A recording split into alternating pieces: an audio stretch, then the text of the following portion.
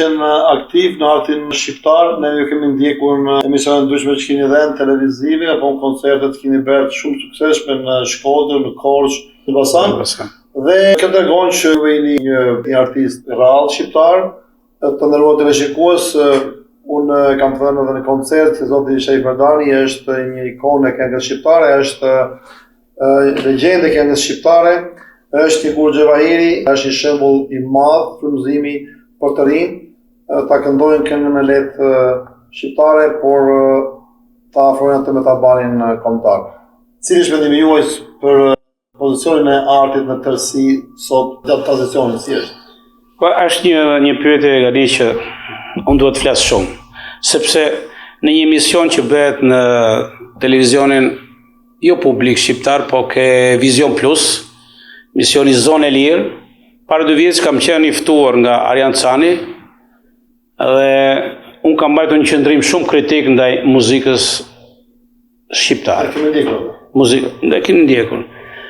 Unë skandalizohem sepse kam patur fatin të ri pranë njerëzve shumë të kulturuar të muzikës.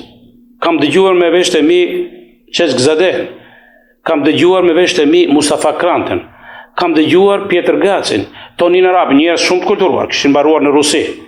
Mendoj, ai që kishte firmosur doftesën e Çezgzadeh ishte Shastakovich, kompozitor me famë botërore, kishte dhënë armoni. Pra këta njerëz, këta shqiptarë ishin shumë të përgatitur. Edhe motivin që thoshin ata, kush është qëllimi i muzikantëve, i artit? Është një qëllim shumë fisnik. Shihen e publikut, të auditorit, ta sjell në skenë. Dhe jo shija e skenës të zbres poshtë. Më kupton apo? Pra spektatori jo ti trajtoj muzikantët si rroba qepës.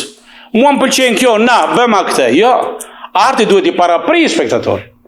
Spektatorit të vinë në skenë, në nivelin e skenë, dhe jo skena të zbres poshtë. Ka ndodhur e kundërta. Më vjen shumë keq. Mbas viteve 90, ka ndodhur në Shqipëri e kundërta. Shija e lartë, e niveli i lartë i skenës, ka zbritur poshtë në sallë. Pra, këngëtarët, kompozitorët, me anë e teknologjisë moderne, me kompjuterët, me programet kompjuterikë, krijojnë këngë të tilla që ngjajnë me kostumet e porositur nga spektatori. Nuk janë këngë të krijuara nga njerëz të shkolluar, njerëz që din notat, din të hedhin në partitura, njerëz që kanë mbaruar konservatorin. Unë po ta përshkruaj këtë me një episod shumë interesant. Edhe mesazhi vjen vetë. Agim Krajka, një figurë e madhe e artit shqiptar, një nga krijuesit e muzikës letë shqiptar. Mbas 14 vjetë në Amerikë vjen në Shqipëri. E caktojnë bashkë me mua në një komision tek televizioni Klan që organizonte Akademinë e Arteve, Akademia e Hyjeve quhet. E keni ndjekur me balet me tërë. Agim Krajka kompetent. Kemi ndëjtur mbrati, pranë nesh ishte një, nuk po përmend emra, nuk kam qejf përmend emra, megjithëse e di atë. Ishte një djalë që kompozon dhe që është nga më suksesshmit sot në Shqipëri. Është mjaft i pasur. Agimi me sinqeritetin e tij e pyet kush jeni ju? Jam thot Flori Mumayezi, po ta them emrin. Flori Mumayezi. Çfarë jeni ju? Jam kompozitor, i thoj. Un kam qenë prezente. Jam kompozitor. Thot çka ke mbaruar? Çfarë degë konservatorit? Asnjë degë. Çfarë shkolle ke? 6 klasë shkollë. 6 klasë, 7 vjeçare se, 9 vjeçare që sot. 6 klasë shkollë. Po si tha me 6 klasë, si kompozon ti? Me kompjuter. Kam programin Cubase, quhet programi, ka ritmet, marr një melodi çik italiane, çik angleze, e sajoj aty, janë nga këngët më suksesshme që këndojnë këngëtarët tona, që s'kan as zë, po kanë shalë, që nuk kanë as interpretim, po kanë gjoks, që nuk kanë as një lloj diksioni, këndi, po përsëri kanë shpinë e bark, kanë lakurisinë e tyre, që për mendimin tim s'ka asnjë vlerë. Pse? Sepse po të bëj një paralelizëm me gjithë emisionet që na jep Italia, Domenica-in, Sanremo, nuk ka asnjë lakurisi, ka vetëm zëra, ka vlera, ka muzikë, ka këngë, ka tradicion, ka tradit. Ne ke shpresë se ky raport mund të rregullon ta? Jam i sigurt. Ku bazon? E kam konsumuar këtë, kam qenë në ambasadën tonë në Rumani. e kam konsumuar me kompozitor dhe këngëtar dhe analistë kritike rumun. Mos u mërzit, zotë Merdani, tha, është tranzicion. Muzika, tha, i ngjan një site arti që e cila tundet. Ata që janë pa vlerë do bjen poshtë e zbëndë, ata të vlerë do ngele shumë, pa tjetër. Ky është një prokupim shtetëror, që unë këtë që po them këtu, po për masat shumë të mëdha, e kam thënë atë misionin zone e lirë, dhe të nesmen nga Franca kam dëgjuar një celular. Alo, zoti Merdani, më tha po. Unë jam, tha, Ismail Kadere. Ishte ere parë që flisja telefon me të, urdhëro, tha kam ndjekur mbrëm, tha filan emision, artit shqiptar i duhet ky qëndrim, i duhen këta njerëz me kurajo, që ti tregojnë gjithë shqiptarëve që e vërteta nuk është muzika turke, muzika me motive arabe. Ne nuk i përkasim lindjes përkundrazi. Shqipëria i përket perëndimit. Të paktën ky qëndrimi ti mua më duket shumë pozitiv. Shqipëria është me kulturën perëndimore, me letërsinë perëndimore, me artin perëndimore, etj. Zotë Merdani, ju jeni vërtet një personalitet, edhe unë e kam pasur. Mos më bëjt skuqe mund tash. Jo, kam pasur. Se po më lavdëron shumë prandaj. Jo, bile unë kam qenë i kursuar në fjalë për të thënë fjalë sepse e kam edhe vështirë për të gjetur për të përshtatur ato me vlerat që keni. Për sa i përket problemit të artit, si këngëtar, njëkohësisht si personalitet në përgjithësi keni një formim të jashtëzakonshëm dhe vërtet meritoni vlerësim, nder dhe respekt nga të gjithë shqiptarët kudo që jetojnë, veçanërisht këshillat tuaja për artistat do t'u vlerin shumë, veçanërisht brezave të rinj që artin shqiptar do ta çojnë përpara. Si ka qenë trajtimi i zotit Merdani, pyetja e fundit kjo, në lidhje me shtetin nga vitin 90 dhe ai i kënaqur? Shumë pyetje interesante. Të lumt gani. Me të vërtetë un kam rastin për të folur për të pyetje dhe për të falenderuar ato personazhe që kanë qenë vërtet. Nuk të egzagjeroj gani, mbas ardhjes së demokracisë në Shqipëri, kam pasur propozime për të bërë deputet, kam pasur propozime për të bërë drejtor i Radio Korçës, kam pas propozime për të bërë deri në zëvendës ministri i arsimit. Sherifi nuk ka pranuar asgjë, ju ka thënë unë jam tashme elektron i lirë, jam artist, më lejoni edhe njerë të vetë të bëj ç'dua, të këndoj. Edhe nuk kam gabuar kur. Që kam qenë i ndërgjegjshëm që unë peshoj në Shqipëri, ky parashikim më ka dalë 100%. Sepse duke qenë në ambasadën tonë në Itali, edhe në transferimin që patën një transferim masiv, një ambasador shqiptar për turp në ndejtin në Itali, 3 kolegët e mi, specialistë të ambasadë, ngelën në Itali, unë që kisha bërë 16 vjetë burg për Italinë, që të nesme kam ardhur në Shqipëri, bashkë me gruan dhe me djalin. Sepse nuk të gënjej, desha shumë Shqipërinë, nuk desha të jetonja, ja. Po ishte një gur që peshonja atë.